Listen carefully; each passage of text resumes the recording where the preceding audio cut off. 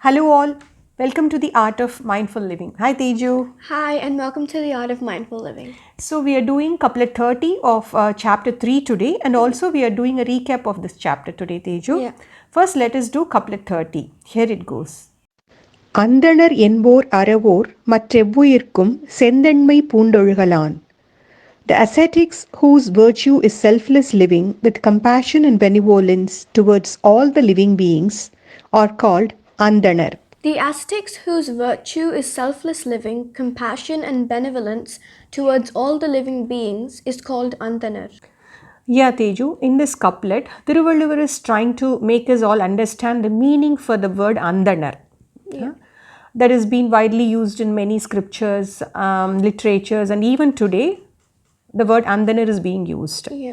Yeah. He says, ascetics are the people who have renounced all the worldly pleasures, material wealth, and they do all the strict spiritual practices and self-denial methods and get enlightened and one with the Lord, the Supreme Lord. They are the ones that are really compassionate and benevolent and merciful towards all the living beings in this world, regardless of their nature. Yeah.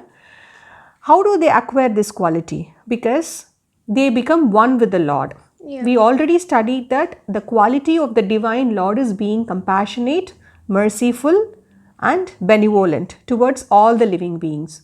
So the ascetics, when they become one with the divine Lord, they also acquire that quality, the divine attribute of the Lord. So they also become very compassionate and benevolent towards all the living beings. They are the ones who can be called Andhanar in Tamil. So these literatures and the divine scriptures are gifted to this mankind, to this society by the ascetics. So these are sufficient proof to tell us how benevolent and merciful they are.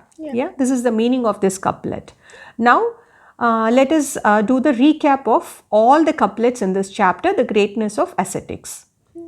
Firstly, in this chapter, we discussed that ascetics let go of their ego, I and mine, by following penance, spiritual discipline methods, and self denial methods. And also, we discussed that the greatness of ascetics can't be described using words, and by trying to do so, it will be as meaningless as trying to count the late.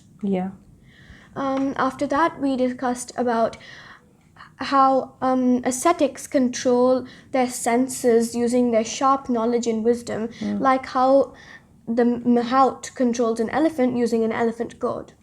Yeah, Teju, exactly. And also we discussed about the Indra story, right? Like how he got cursed by sage Gautama for having inappropriate desires.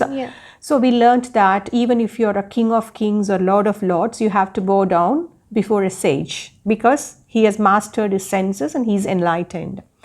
And also we discussed about the techniques they follow, the breathing techniques, the yogic practices and meditation techniques in which they activate the chakras and try to establish connection with the supreme energy and become one with that. And then we discussed about how they master their mind and control the senses and rule the world that is made up of the 5 elements of nature: air, water, fire, earth, and space. And then we discussed about how powerful and strong their words are. Whatever they say comes about. They all materialize either out of anger or out of love and compassion. If they bless, it materializes. They get angry and say something, it also materializes.